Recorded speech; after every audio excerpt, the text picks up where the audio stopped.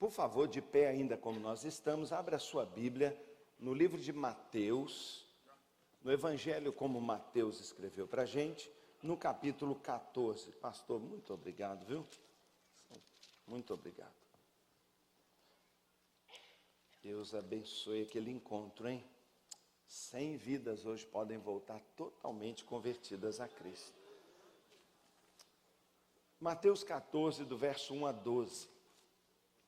Preste bastante atenção num texto importantíssimo para nós hoje. Assim diz a palavra de Deus. Por aquele tempo, Herodes, o rei Herodes, o tetrarca, ouviu os relatos a respeito de Jesus e disse aos que o serviam: este é João Batista. Ele ressuscitou dos mortos. Por isso estão operando nele poderes miraculosos. Então, Herodes achava que Jesus era João Batista, né? Pois Herodes havia prendido e amarrado João. Olha agora o que a Bíblia diz. Herodes, o rei, havia prendido e amarrado. Ele amarrou João, colocando amarrado na prisão. Por causa de quê? De Herodias, mulher de Filipe, seu irmão. Porquanto João dizia para o governante: não te é permitido viver com ela. Não te é permitido viver com ela. Herodes queria matar João Batista, mas tinha medo do povo, porque este o considerava um profeta. No aniversário de Herodes, a filha de Herodias dançou diante de todos e agradou tanto a Herodes que ele prometeu, sob juramento, dar-lhe o que ela pedisse. Influenciada por sua mãe, olha o jogo político aí, ela disse: dá-me aqui num prato a cabeça do João Batista. O rei ficou aflito. Por quê? Porque tinha medo do povo. Ele ficou aflito, mas por causa do juramento que tinha falado, pronunciou publicamente que ia assumir essa posição e teve que cumprir. Por causa do juramento e dos convidados, então, ordenou que lhe fosse dado o que ela pedia. Mandou decapitar João na prisão. Sua cabeça foi levada num prato e foi entregue à jovem, que a levou à sua mãe. Os discípulos de João vieram, levaram o seu corpo e o sepultaram. Depois disso, foram contar a Jesus. Pai, fala o nosso coração pela tua palavra. Nós pedimos em nome de Jesus. Amém. Pode se assentar, obrigado.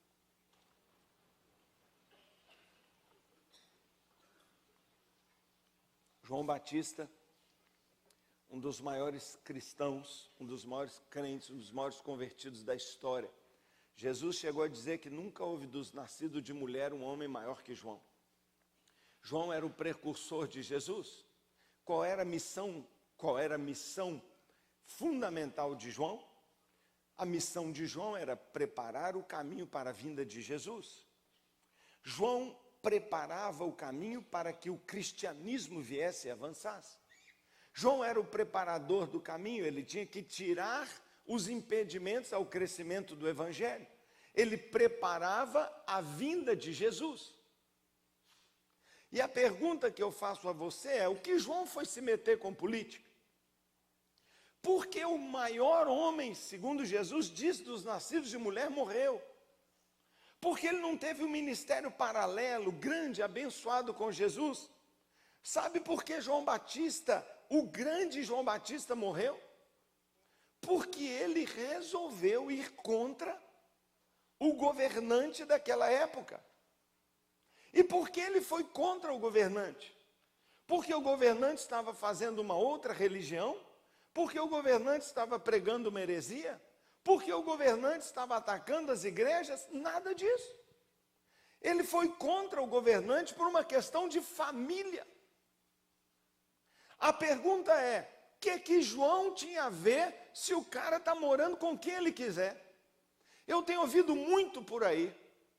a vida privada da pessoa, ninguém tem nada a ver. Bem, um homem público não tem vida privada.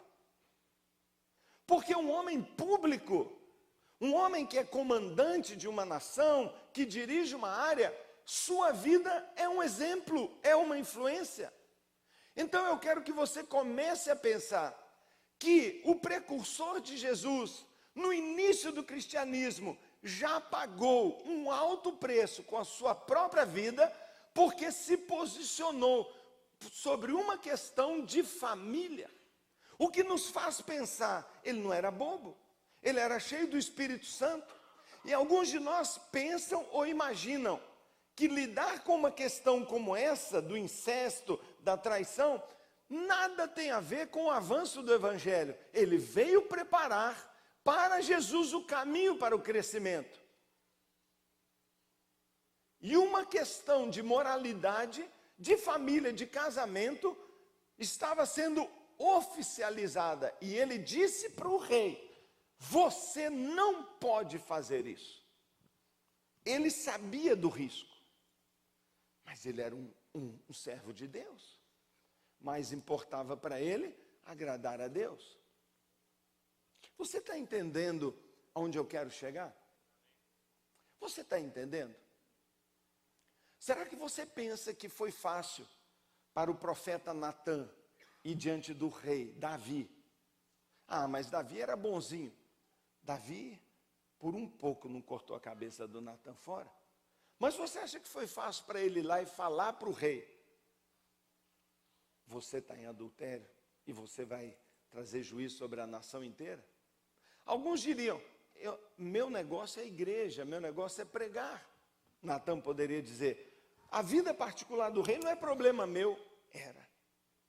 Porque para Deus, o futuro daquela nação passava pelo comportamento do seu governante. E o que nós diríamos de Isaías, ou o que nós diríamos de Jeremias, tantas vezes preso, ou o que nós vamos dizer nos dias de hoje a respeito de Dietrich Bonhoeffer? Talvez eu fale esse nome e a maioria nem sabe quem é. Pastor luterano, nascido na Alemanha. Nasceu em 1906 e morreu em 1945, um pouquinho antes da guerra acabar. Esse pastor foi membro da resistência antinazista e fundador da igreja confessante alemã. Uma igreja evangélica, única igreja evangélica, que teve a coragem única. Enquanto a igreja católica se calou, enquanto a igreja luterana, a igreja anglicana, a igreja batista se calou, a única igreja que teve a coragem de dizer que a política nazista era maligna. Bonhoeffer foi um dos mentores da Declaração de Bremen, que em 1934 gerou essa igreja confessante e renunciou aberta e desafiadoramente o nazismo. Ele disse: Jesus Cristo e não homem algum ou estado algum é o nosso único Senhor e Salvador. Obviamente, porque ele declarou isso, foi posto em ilegalidade e em abril de 1943 ele foi preso por ajudar judeus a fugirem para a Suíça. Foi levado a uma prisão e no dia 9 de abril de 1945, 3 semanas antes de as tropas aliadas, das tropas aliadas libertarem o campo onde ele estava preso, Hitler mandou enforcá-lo e depois se suicidou. Junto com ele foi morto seu irmão Klaus, seu cunhado Hans e seu cunhado Rudiger. Toda uma família foi morta porque desafiou um governo maligno. Nós somos uma igreja batista, uma igreja em células, que vive nas nossas relações o Evangelho, o amor de Deus, o amor de Cristo. Somos uma igreja em células, e isso diz que somos uma igreja então multiplicadora, evangelizadora, e acreditamos do fundo do nosso coração que o Evangelho é o poder de Deus para a salvação de todo aquele que crê, e porque muitos vão se convertendo, um novo sistema chamado Reino de Deus vai se implantando na terra. Por isso, nós acreditamos que somos uma igreja em células que vive o amor de Deus e que transforma o mundo. Na nossa confissão de visão, o mundo faz parte. Por quê? Porque Jesus disse para nós que nós somos a luz do mundo e nós somos o sal da terra. Eu não vou falar sobre isso, você já conhece. Mas, quando eu falo e anunciei que hoje nós faremos um culto cívico e que oraríamos pelo Brasil, amém, e que falaríamos sobre um posicionamento político, muita gente começou a se preocupar e dizer, para quê? Por quê? Realmente nunca fazemos isso. Que eu me lembro é a primeira vez. Eu entendo que exista, é natural, uma forte rejeição por parte dos evangélicos quando falamos em política por várias razões. Eu entendo. Primeiro, porque existe um temor de que a igreja, como é numerosa, muitas pessoas, que deveria, como diz o pastor Aloysio, ser um aprisco apenas de ovelhas, se torne curral eleitoral dos seus líderes. Então nós dizemos, não venha me falar de política porque eu escolho. Está certíssimo você. E eu quero deixá-lo absolutamente tranquilo, porque olha o cuidado que a gente trata do assunto. Nós nunca queremos e jamais faremos isso. Você nunca vai ser curral eleitoral de ninguém no que depender de nós. Mas não é só por isso que as pessoas não gostam de falar de política, é porque existe aí uma falsa espiritualidade que está no nosso meio, a gente não entende isso, que atribui ao diabo tudo que tem a ver com política. Ah, não, política é coisa suja, quem se envolve com política vai ficar sujo também. A gente não pensa isso? Pensa. Então a gente dá um passo para longe da política dizendo assim, eu não quero me envolver. Mas nós acabamos de ver aqui um dos deputados desse estado, que já está lá há 5 mandatos. E continua um crente de altíssimo testemunho. É possível. Depende se a pessoa é crente mesmo, preparada. Sabe, irmãos, é um absurdo a gente pensar que dentro da política não tem ninguém honesto. Essa generalização é injusta. É a mesma coisa que dizer porque um médico é um picareta, porque ele tem um acordo de venda com remédio com um laboratório e fica só te enfiando o remédio, nós dizemos, nenhum médico presta, não é verdade. Ou porque um pastor age de uma maneira, dizerem, todo pastor é ladrão ou todo pastor é picareta. Generalização é sempre burra. Nós costumamos ver na imprensa denúncias e denúncias e denúncias de corrupção de políticos e costumamos dizer todo político é corrupto. Mas por quê? Porque o que vende é a má notícia. E você não vê, por outro lado, a imprensa dizendo daqueles que fazem lindas coisas, isso ninguém vai publicar. Mas está assim de gente fazendo coisa boa. Nós precisamos de pessoas honestas e preparadas na política. Quando os melhores se afastam, se omitem, o caos reina. E hoje nós temos, por causa de anos e anos de problema na área de política, os bons cidadãos, as melhores cabeças, as pessoas que poderiam nos ajudar nesse processo de abençoar e construir nossa nação, crentes ou não crentes, nós poderíamos ter algo lindo acontecendo, mas as pessoas de bem dão um passo, porque estão vivendo essa pseudo-sabedoria. E nós, uma pseudo-espiritualidade, dizendo, eu não devo me envolver. Devemos nos envolver. Porque sal significa mistura na massa. Tem que estar presente. E graças a Deus, pelos homens de bem, cristãos e não cristãos, altruístas, honestos, que estão batalhando no campo da educação, no campo da justiça, no campo social, no campo político. Homens de bem, mulheres de bem, devem contribuir para o bem geral. Em terceiro lugar, nós não gostamos de falar sobre isso porque nós temos no fundo do coração uma teologia, um pensamento correto, bíblico, que diz que o mundo jaz no maligno, está entesourado para o fogo mesmo. Alguma coisa do tipo assim, não vale a pena investir nessa terra. Isso aqui vai ser tudo destruído mesmo, vai tudo para o inferno mesmo. Então nós entramos numa de Roberto Carlos, não é? Eu quero que vá tudo para o inferno e deixamos para lá. E cada um de nós vai cuidar da sua própria vida. Tem gente que pensa, não devemos nos envolver com as coisas do mundo. Posso dizer para você, irmão, com base nesse livro, nós não temos autorização para agir assim. Com base na palavra de Deus e com base na história da igreja, eu digo a você que tudo que há de bom nesse planeta é herança do cristianismo. É herança de homens que formularam filosofias, políticas, valores, que moldaram e mudaram o mundo. Se hoje os países desenvolvidos são o que são, é por causa de um berço cristão. Por causa de grandes homens que lançaram os pilares de nações ultra desenvolvidas hoje. Onde o cristianismo imperou, o povo se desenvolveu. Veja a Europa, berço da reforma. E onde o paganismo imperou, veja o Oriente Médio, veja os países muçulmanos, o atraso cultural, tecnológico, em todos os sentidos.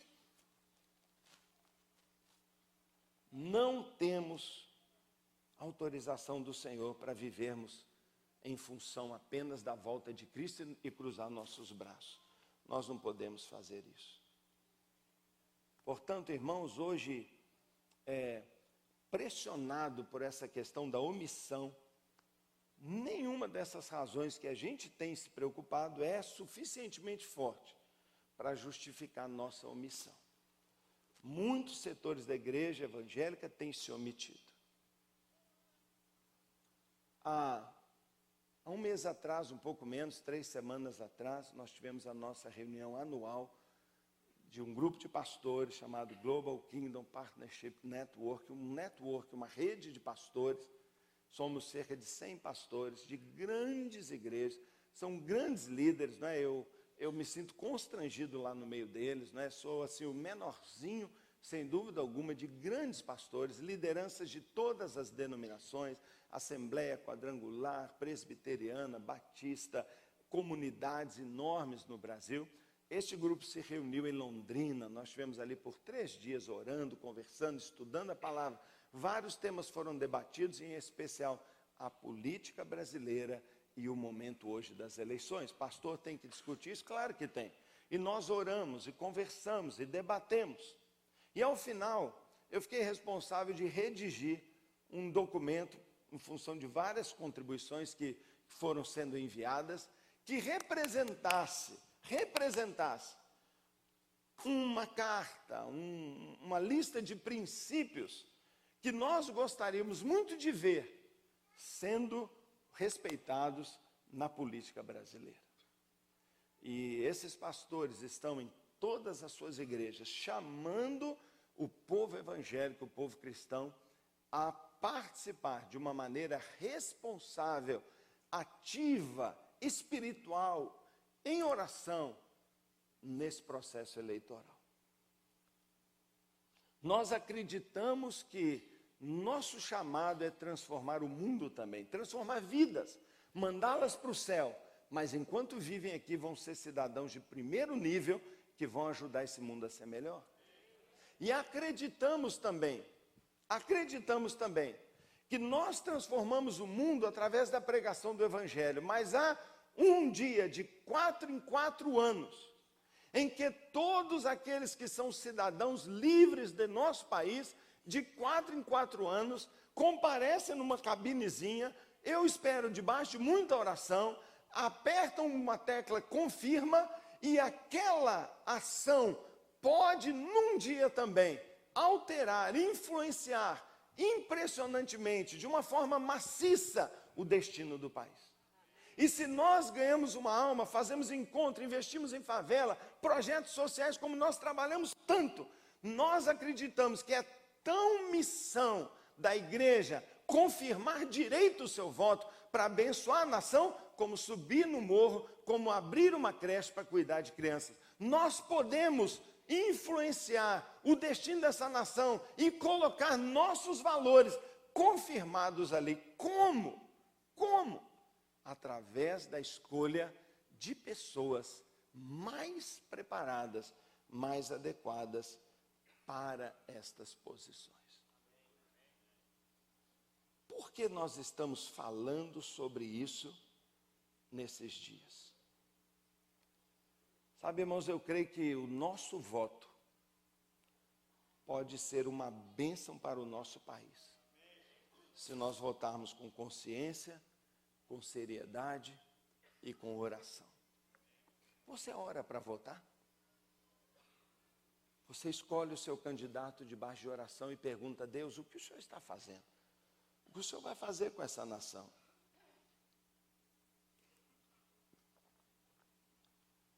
Se somos filhos da luz, e se queremos ver o nosso país ser transformado cada vez mais num país sério, justo e que reflita a glória de Deus e não a malignidade das trevas, nós precisamos conversar sobre isso. Nós vivemos um momento, eu creio, único até hoje. Eu nunca vi isso acontecer. Me permita aqui conversar um pouco, sem ter que ser tão assim, cuidadoso. Eu quero poder, ter liberdade para conversar com você, mas você nunca viu um avião explodir com um candidato lá dentro. Nós nunca vemos isso acontecer. Você nunca viu uma polarização eleitoral como nós temos hoje no nosso país. Você nunca viu um cenário tão estranho como hoje.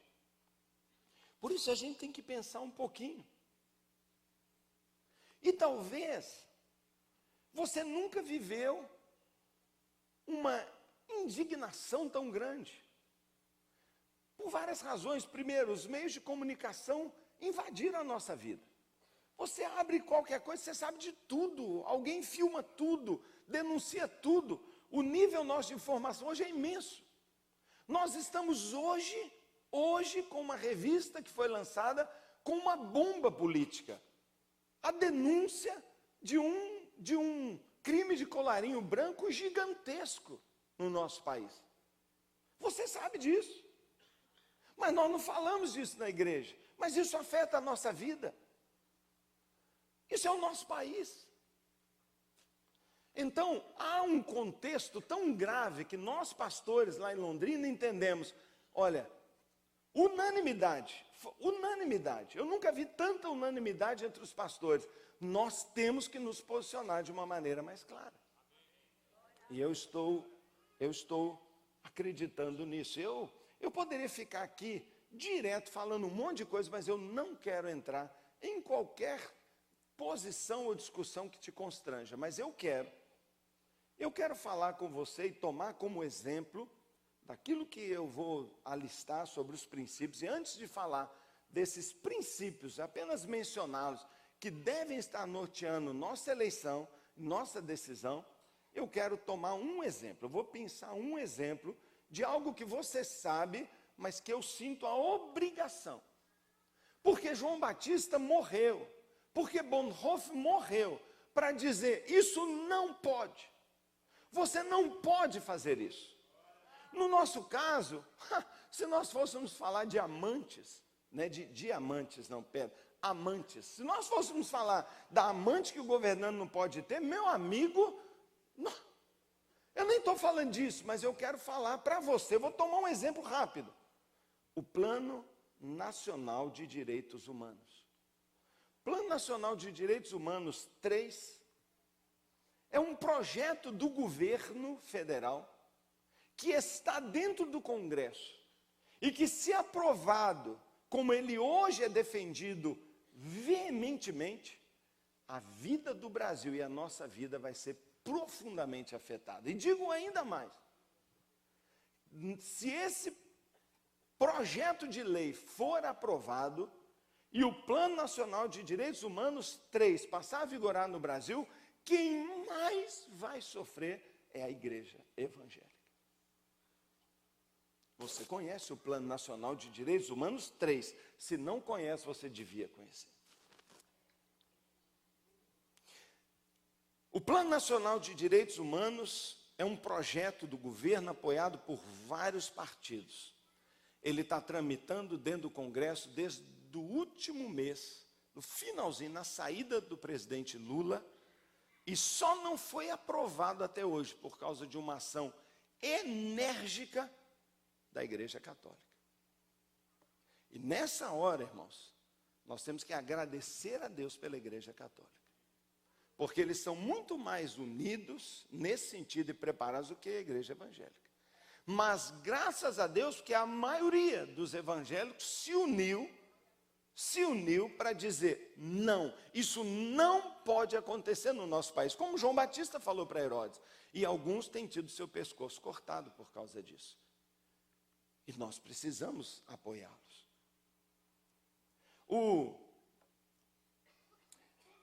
Está escrito no site do governo federal, a terceira versão do Programa Nacional de Direitos Humanos dará continuidade ao processo histórico de consolidação das orientações para concretizar a promoção e a defesa dos direitos humanos no Brasil.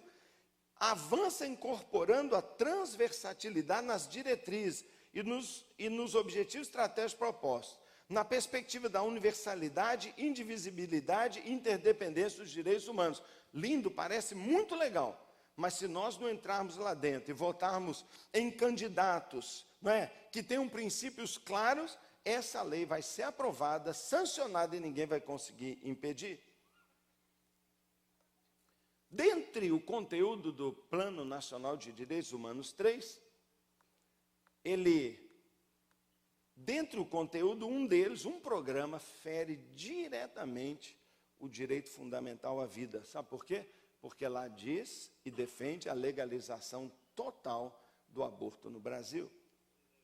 A legalização do aborto é a coluna mestre desse Programa Nacional de Direitos Humanos. E você sabe muito bem que aborto é crime, aborto é morte. Muitos países permitem o aborto. Você pode dizer assim, pastor, não tem jeito não. Nos países mais desenvolvidos, isso com o tempo acaba entrando e vai acabar entrando. Talvez vá mesmo, porque o anticristo, inclusive, vai reinar no mundo inteiro. O anticristão, antifé, antideus vai reinar no mundo inteiro. Eles estão preparando a vinda do anticristo. E talvez você diga assim, é inevitável. Mas nós estamos aqui, irmãos, para destruir as obras do diabo. Nós estamos aqui para impedir o avanço do mal. Nós somos o sal. E sal é o que impede o apodrecimento. Nós temos que dizer, isso não pode. Segunda coisa que o PNDH 3 propõe é a formação de um grupo permanente de investigação de pessoas. Na verdade, eu não vou entrar no detalhe, mas é uma invasão do Estado na vida privada de qualquer cidadão. Fim das liberdades individuais. Quando o anticristo vier, ele vai inclusive botar um chip para saber onde você está, tudo seu ali, tem direito a tudo, mas isso já está sendo preparado. O PNDH 3, ele vai proibir a exposição pública de qualquer símbolo religioso no país. Não pode mais publicamente nem um símbolo, nem uma cruz, nem nada. Ele propõe o fim dos feriados religiosos, ele limita a liberdade religiosa e ele também limita a liberdade de expressão. Alguns partidos no nosso país têm tanta dificuldade com os evangélicos, porque eles dizem que a igreja evangélica é que tem bloqueado o avanço na classe D e E, e eles têm dito, nós temos que reter a igreja evangélica. Isso foi dito claramente por um dos principais interlocutores desse movimento. Só não foi aprovado até agora porque fere também a lei da imprensa, e a imprensa está lutando, porque em outros países onde esse modelo foi colocado, a imprensa foi limitada. O PNDH 3 coloca limitação na liberdade de imprensa, na propriedade privada, na autonomia do judiciário. E, junto com o aborto, distorce o conceito de família. Como? Pelo reconhecimento pleno da união civil de pessoas do mesmo sexo, com direito à formação de família através da adoção. Ou seja, vai claramente contra o princípio bíblico do casamento e da família. É aqui, irmãos, que entra também a famosa lei da mordaça, não é? O projeto de lei 122, que garante que qualquer um que falar contra vai ser punido. Também propõe o PNDH a legalização da prostituição como uma profissão como qualquer outra. E ter o serviço de uma profissional é um serviço como um massagista, como um fisioterapeuta. O PNDH 3 afeta valores da democracia e induz o país a um Estado totalitário, limitando direitos fundamentais da liberdade religiosa, de comunicação e de expressão. Em todos os partidos políticos, existem pessoas que estão defendendo essas ideias. Não é um em particular. Mas 3 partidos lideram, encabeçam essas propostas. O PV, que tem como bandeira a liberação do aborto, do casamento homossexual e da droga, a legalização da droga, você conhece bem. O PSOL, que tem propostas muito parecidas, e o PT, que é o redator, não é, e que hoje defende tanto, não é, esta posição. Nossa presidente, inclusive, a quem devemos todo respeito, falou agora, em função da mudança que a candidata Marina fez, dizendo, eu só entro se esse item for tirado, e aquela questão da pressão de pastores, dizendo, você não pode ter num programa de governo isso. Aí a Dilma foi para o outro lado e disse o quê? Pois então, quando eu ganhar, aí é que eu vou fazer mesmo. Eu vou liberar, não é, SPL 122. Esse é o contexto que nós hoje estamos. E é por isso que essa conversa tem gerado assim tanto conflito. Por quê? Por quê? Porque a eleição de presidente é muito importante. Ela talvez vai garantir que o asfalto vai chegar em algum lugar, que a estrada vai acontecer, que o projeto tal de infraestrutura afeta muito a vida da gente. Mas a eleição de senadores, deputados federais e deputados estaduais, nesse sentido, é muito mais estratégica. E sabe o que normalmente acontece? As pessoas debatem sobre quem vai ser presidente, mas o presidente depois, ou a presidenta, fica refém de um congresso que diz, mas nosso programa é esse aqui, você está coligado conosco, tem que apoiar. E como Herodes, que ficava dizendo, mas eu não quero desagradar esse ou esse grupo, ele no final é obrigado, por quê? Porque tem aqui a cobrança. De fato, nossa maior contribuição ao destino do nosso país é uma eleição cuidadosíssima de senador, deputado federal e deputado estadual. É ali que nós temos que procurar pessoas que realmente levantem bandeiras que nós acreditamos nela.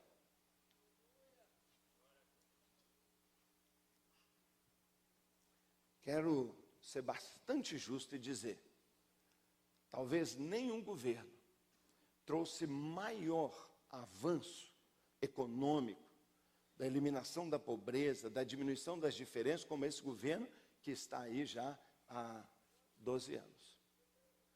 Um cenário favorável, medidas inteligentes, levaram o país a um aumento de renda impressionante. Todo mundo tem um carro hoje, todo mundo tem um emprego hoje. O Brasil tem uma das menores taxas de desemprego do mundo. Olha, temos que dar todo o reconhecimento. Foi, sem dúvida, uma postura muito legal. Só que, me parece que nessa troca, muitos de nós cristãos estamos olhando para o carro, para o salário melhor, para a renda melhor e dizendo, isso é mais importante. Pois eu preferia estar muito mais pobre, mas estar mais perto da palavra de Deus. E me parece essa aí uma ameaça de que, olhando uma questão mais econômica e de desenvolvimento, um projeto econômico que hoje está meio complicado, mas há uma conjuntura, por outro lado, a gente não olhe aqui. Irmãos, que a gente ande de ônibus, que a gente tenha uma renda pela metade, mas que o nosso país não afronte a Deus e nem rasgue a Bíblia, como a gente tem visto nessa tendência aí para frente.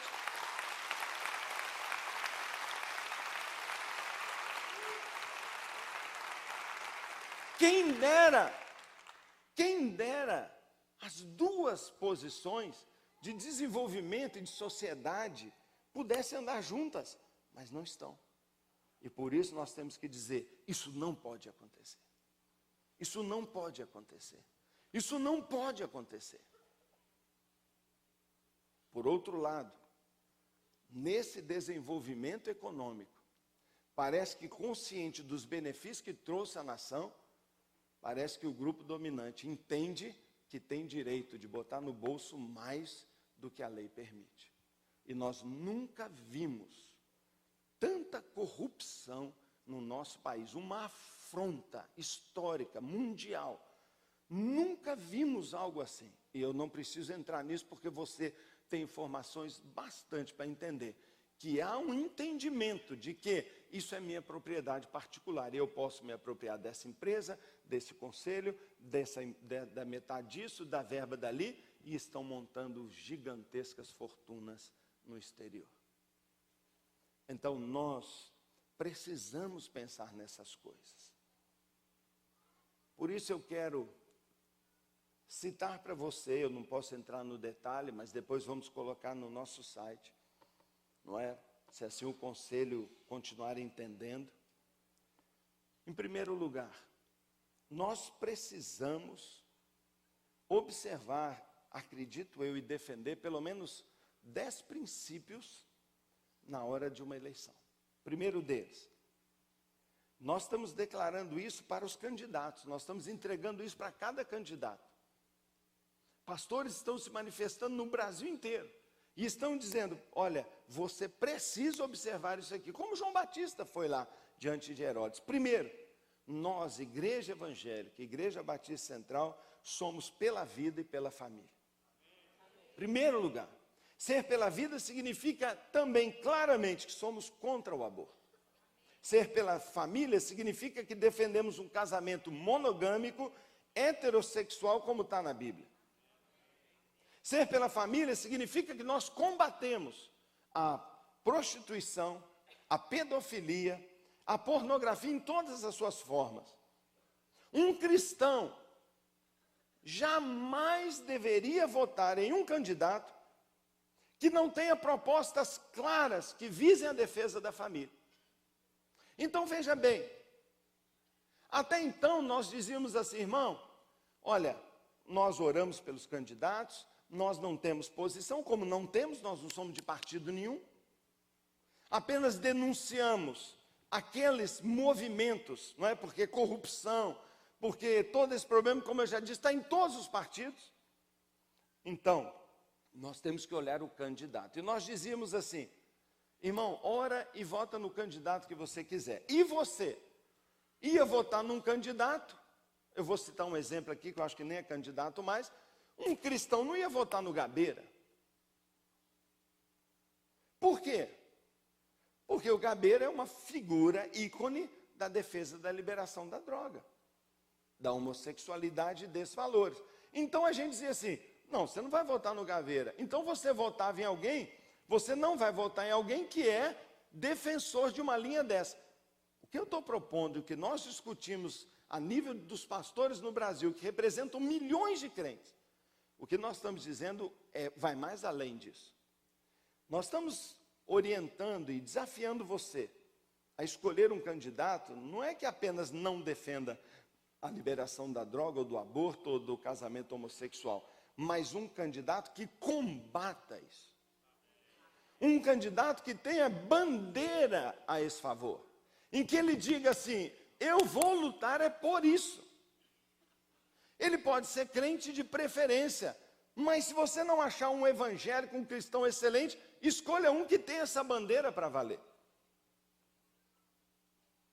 Jamais deveríamos votar em candidatos de partidos que tenham em seus programas e nos seus princípios políticos a defesa do aborto, do casamento homossexual, da restrição da liberdade religiosa ou de qualquer outra postura que vá contra os valores cristãos da vida e da família.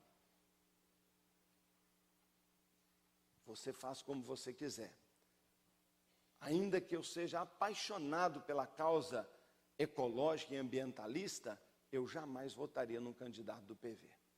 Porque ele é obrigado a seguir as 12 diretrizes básicas do PV. E nelas está, na primeiro lugar, a liberação da droga, do aborto e do casamento homossexual. E o partido, eles dizem, o cargo pertence ao partido. E se não votar igual, é expulso. Então, a nossa orientação é candidatos ou partidos, não é? Que votem nesse sentido. 2, somos contra a corrupção, a injustiça e a impunidade.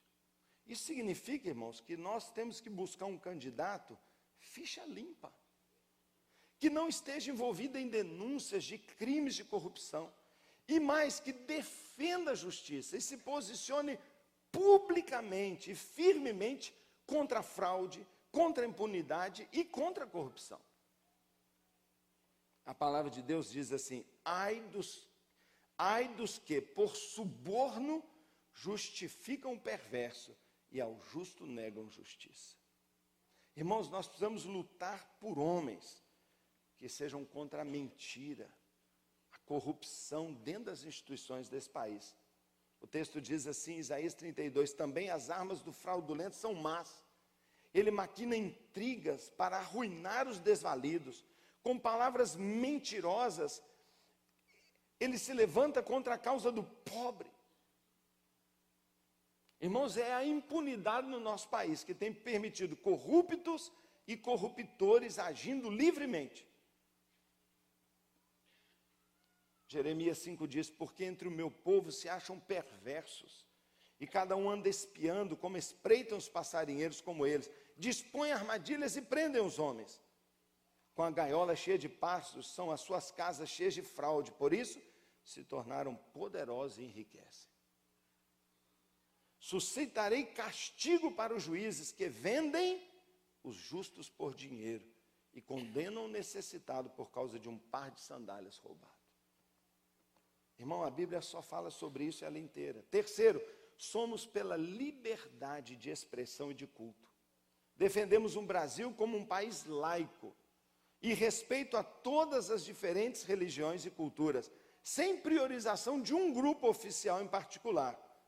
Mas entendemos que cada um tem o direito de cultuar o que quiser, e esse direito tem que ser preservado, inclusive o nosso.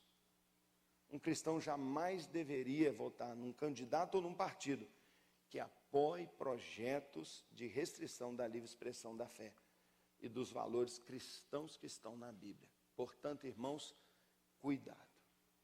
Nós vivemos numa época de imensa ameaça. Imensa ameaça.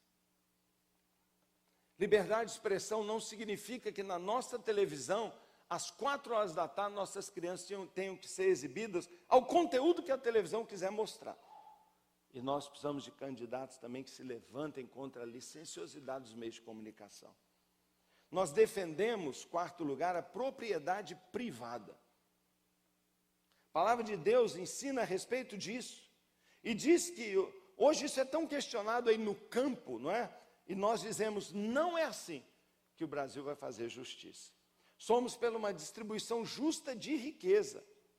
É que a riqueza de um país seja distribuída para promover dignidade humana, oportunidade para todos os cidadãos.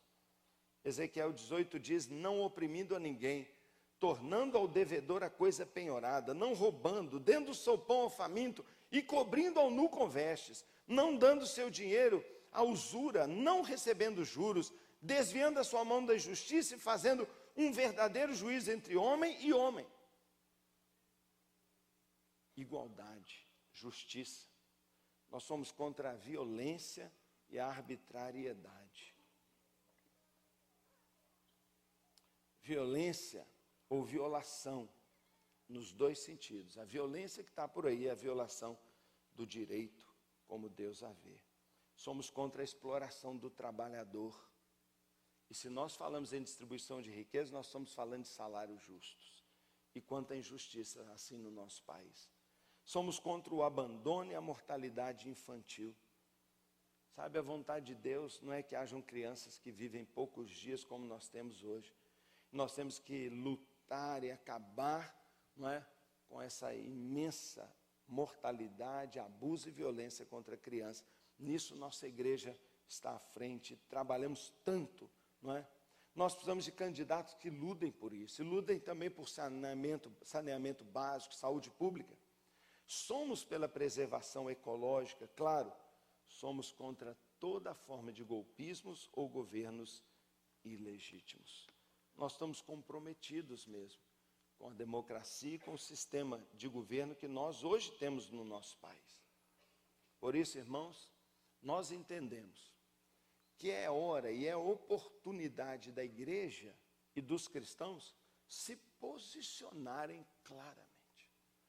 Porque ainda tanta coisa tem que ser feita no nosso país. Nós, por acaso, não é, diríamos a você que vote nesse ou naquele candidato? Nunca faríamos isso. Nós temos aí para presidente da República 3 candidatos. Você vai orar a Deus e vai buscar a sua direção nele. Você vai escolher um senador, você vai no partido dele, porque ele é cabeça do partido, e vai olhar o seu programa. E você vai votar num candidato, ainda que ele não vá ganhar. A ideia do voto útil é uma das coisas mais tolas que tem, porque as pessoas têm que temer a opinião do povo. Diz que Herodes tinha medo de matar, porque sabia que muita gente era a favor dele, mesmo que tinha gente contra. Nós precisamos fortalecer representantes que tenham uma voz profética no nosso país. Nós temos que escolher em oração nosso deputado federal, nosso deputado estadual, nosso governador de estado. Há candidatos e você tem que ver que eles representam, qual partido, a favor de que eles vão votar, como eles vão orientar suas bancadas a agirem. E essa resposta só você vai poder dar. Só você vai poder dar. Portanto, meus irmãos, se somos uma igreja que pretende e quer transformar o mundo e honrar também a vida, a memória, a luta de tanta gente que deu sua vida, muitas vezes se levantando contra governos, não é? Governos e sistemas malignos, eu creio que é hora de você fazer isso agora. Busque a Deus. Busque a Deus e vote conforme a direção, a consciência e o aprofundamento que você vai ter para que nós possamos, de uma maneira decisiva, impressionante, abençoar a nossa nação. É o que nós precisamos fazer. É hora da gente orar. Sabe, porque acima de tudo, eu e você somos brasileiros também. Nós somos cidadãos dos céus, vamos para lá. Mas hoje a nossa influência, a nossa vida é para mudar o destino dessa nação. Sabe, do fundo do coração, o que eu desejo? Eu quero ganhar essa nação para Jesus. Eu quero que esse povo se converta. Eu quero que esses que a gente está hoje aqui, não é, chamando a atenção e dizendo não pode, que eles digam assim: eu era a favor disso, mas eu não sou mais porque eu me converti. Eu defendi a liberação da droga, mas agora eu vejo o que isso está fazendo com jovens. Eu vejo a violência que vem por trás dela. Eu vejo a destruição da família que o crack tem trazido. Por isso, eu não vou mais participar. Eu era a favor do casamento homossexual, eu até fui homossexual, mas o Senhor me deu uma sexualidade sadia, e eu agora sigo a palavra de Deus. Irmãos, aqui está escrito que esta palavra é espírito e vida. E se a nossa nação quer ter vida, ela vai encontrar vida na palavra de Deus. Na palavra de Deus.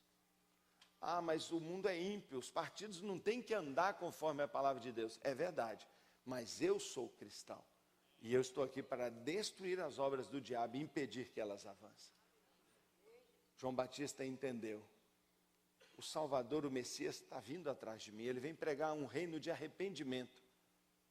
E para isso, famílias não podem ser destruídas por um rei que é imoral e que quer implantar na força um sistema contra a vontade de Deus. Portanto, ele diz, você não pode fazer isso. E eu digo que o governo atual e o governo que vem a seguir não pode implantar e impor à nação brasileira valores e princípios que estejam fora da palavra de Deus, alguns deles que nós mencionamos aqui hoje. Somos contra o Plano Nacional de Direitos Humanos, não somos contra direitos humanos. Não somos contra a regulação das crises e dos relacionamentos melindrosos numa sociedade complexa como a nossa, mas somos contra a forçação de princípios de minoria sobre a maioria, impondo um comportamento e uma mordaça aos grupos discordantes.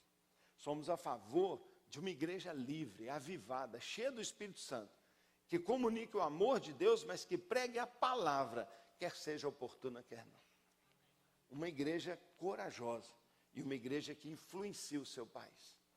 Se nós somos hoje 25 a 30% da população do Brasil, cabe a nós, não é? Cabe a nós darmos uma resposta clara daquilo que nós defendemos e queremos, a bandeira que nós levantamos.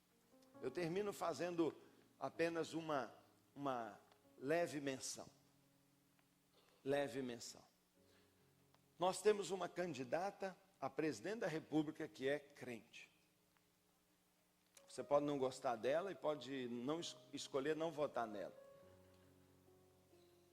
Você pode, mas uma coisa você tem que fazer, respeitá-la, orar por ela e tê-la na mais alta estima, porque ela é crente mesmo. Ela ora, ela busca a Deus. Ela busca a Deus.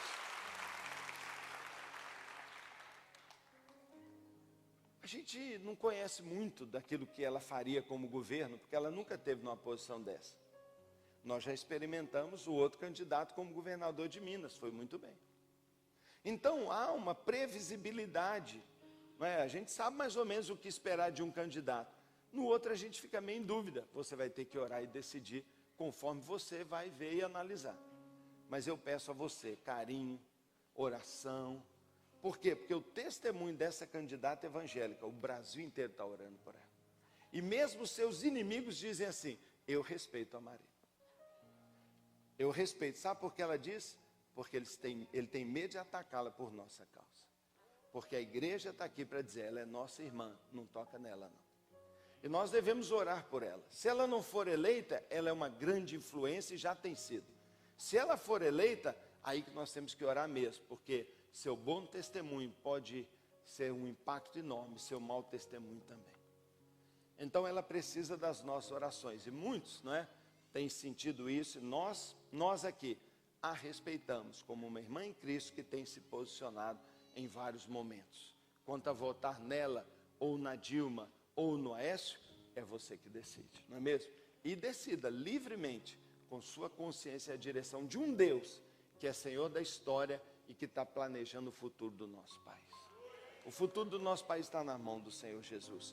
E todos nós, cheios do Espírito Santo, crentes, comprometidos com Jesus, vamos confirmar aquilo que a gente vai fazer de melhor. De melhor. E eu encareço a você, por favor, vamos colocar no Senado e no Congresso pessoas que vão dizer, não, essa lei eu não aprovo. Pode me expulsar, pode me criticar, essa eu não aprovo, porque ela é contra a palavra e a vontade do meu rei acima de vocês. É o nosso rei Jesus. Amém? Vamos ficar de pé e vamos orar a Deus? Mais uma vez nós vamos orar. Mais uma vez nós vamos clamar pelo nosso país. Mais uma vez nós vamos pedir a Deus graça sobre a nossa nação. E neste momento delicado da história do Brasil, dentro de um mês estamos votando, nós clamamos a você que ore e clame pelo Brasil. Nós vamos ainda ter um momento cívico agora de encerramento. Se você puder ainda permanecer mais um minutinho, né? São 12:03. Nós vamos ter um momento de clamor, de intercessão pelo nosso país. Nós vamos, antes de orar, antes de terminar esse culto, nós vamos ter um momento aqui de respeito, de intercessão, de clamor pelo nosso país, e nós vamos cantar juntos, não é? O hino nacional da nossa nação, no dia do feriado mais importante que nós celebramos. Não é? Nós, no Conselho Pastoral, entendemos que devíamos fazer um encerramento cívico, lembrando dessa bênção que é o nosso país e dos sonhos que foram colocados, não é?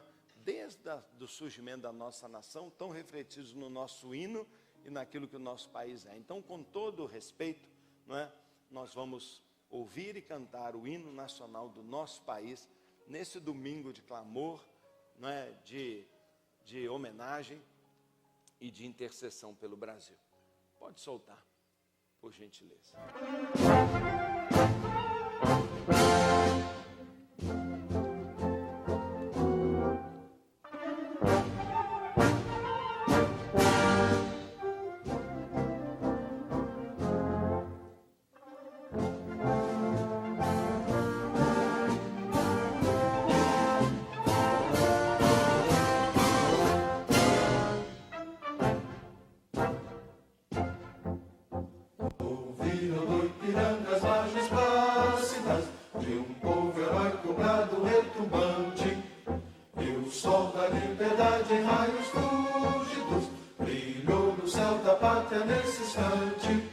Se o penhor dessa igualdade conseguimos conquistar com braço forte, em teu seio, ó liberdade, desafio o nosso peito à própria morte. Ó pátria amada, idolatrada, salve, salve, Brasil, um sonho intenso, um raio vívido, de amor e de esperança a terra desce, sem teu formoso céu risonho e límpido, a imagem do cruzeiro resplandece, gigante pela própria natureza, és bela, és forte, padre do colosso, e o teu futuro espelha essa grandeza, terra dourada, entre outras mil és tu, Brasil, ó pátria amada, dos filhos desse sol és mãe, gente, pátria amada, Brasil.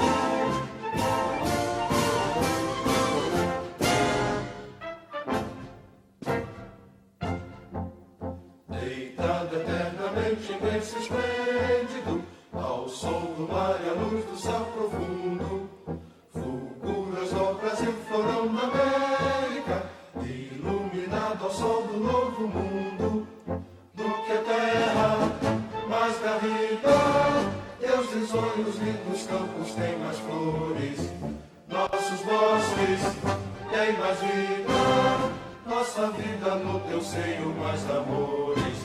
Ó pátria amada, idolatrada, salve, salve, Brasil de amor eterno seja símbolo, olá para o que ostentas estrelado, e diga o verde louro desta fâbula, paz no futuro e glória no passado. Mas cernes da justiça clava forte, verás que o filho teu não foge à luta, redeme quem te adora a própria morte, terra dourada, entre outras mil és tu, Brasil, ó pátria amada, dos filhos desse sol és mãe, gente, pátria amada, Brasil.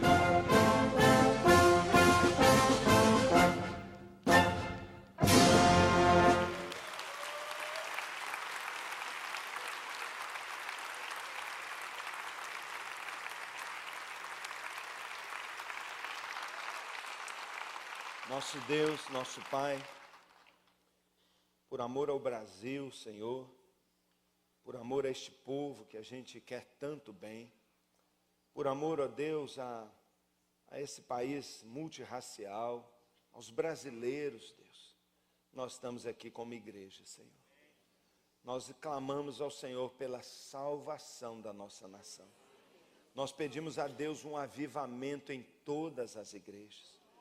Pai, nós entendemos, Deus, que há um projeto tão maligno nessa nação, que tenta, ó Deus, inibir, segurar, ó Pai, o crescimento da Tua igreja, o avanço do cristianismo. Hoje o Brasil, a nação mais evangélica provavelmente do mundo, sofre ataques de tantos os lados, família, igreja, valores, princípios. Mas nós clamamos, Senhor, levante a Tua mão sobre esta nação. Pai, levante a Tua mão para abençoar. Pai, santifica as Tuas igrejas, aviva as Tuas igrejas, desperta as Tuas igrejas, acorda a Tua igreja, Pai, para Deus abraçar a grande comissão, Deus, de uma forma intensa, pregar o Teu Evangelho, para defender o direito da criança, da viúva, do órfão, aquilo que agrada ao Senhor, o juízo e a justiça. Pai, abençoa a Tua igreja, Pai, que sejamos como luzeiros no meio das trevas, um povo diferente no meio de uma geração corrompida, corrupta. Senhor, e que nosso testemunho não só constranja, não só bloqueie, impeça, mas convença e atraia, Senhor, milhares e milhões aos pés do Salvador Jesus.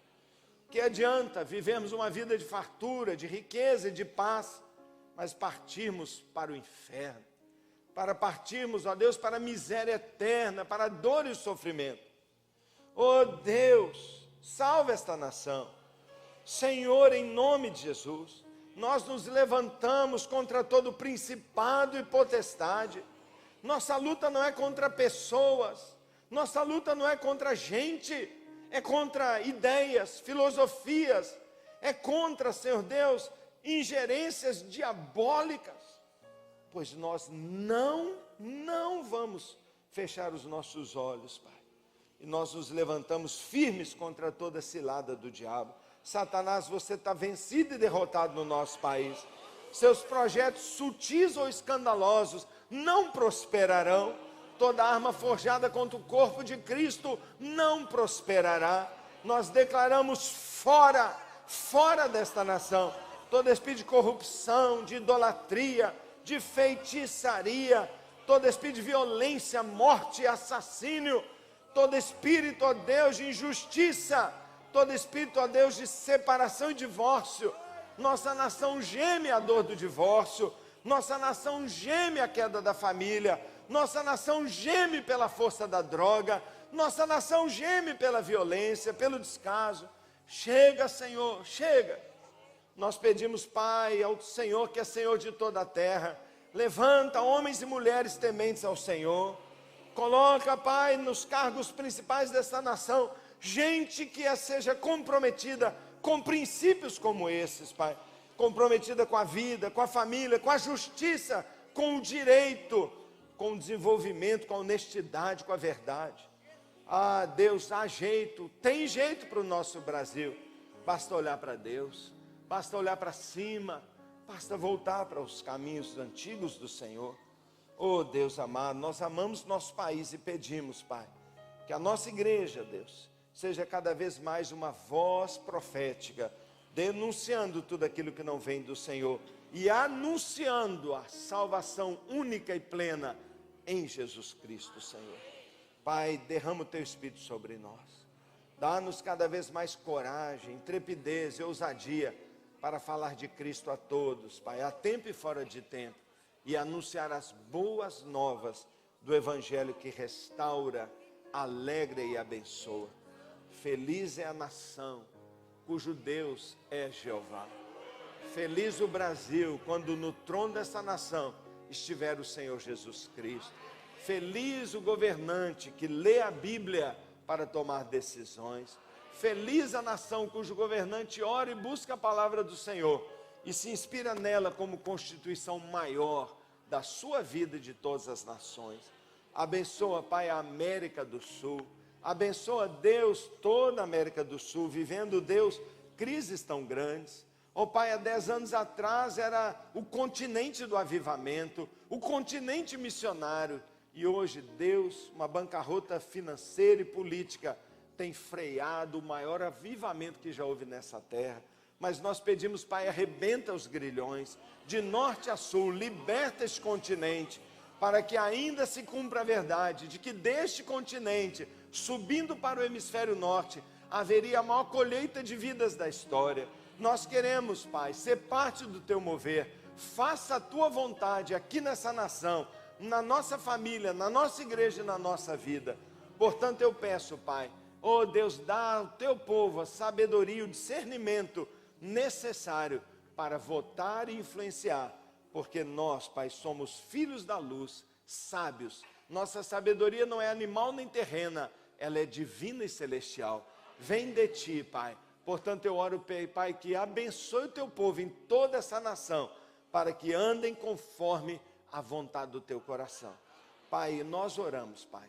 Oramos ainda por aquele que veio aqui, buscando uma palavra de salvação, uma oração de cura, um alívio ao seu fardo. Ó Deus, que de uma maneira sobrenatural, Pai, Deus, esse culto cívico tenha, Deus, milagrosamente, ó Deus, já operado na vida deste, Pai. Luz, salvação, bênção e socorro. Nos abençoe, Pai, nos abençoe. Novamente oramos, Pai, pelos candidatos, membros de nossa igreja, que o Senhor lhes dê sabedoria e graça, que o Senhor os abençoe e os guarde, que o Senhor os leve, Pai, em triunfo, conforme a Tua vontade. Pai, assim seja, Senhor, a Tua bênção sobre nós, em nome de Jesus. Amém e amém. Deus abençoe você, vá em paz. Às 4 horas, nossa reunião com os líderes, e à noite, o segundo culto cívico, não é? Onde oraremos pelos candidatos, onde pregaremos a palavra de Deus. Deus te abençoe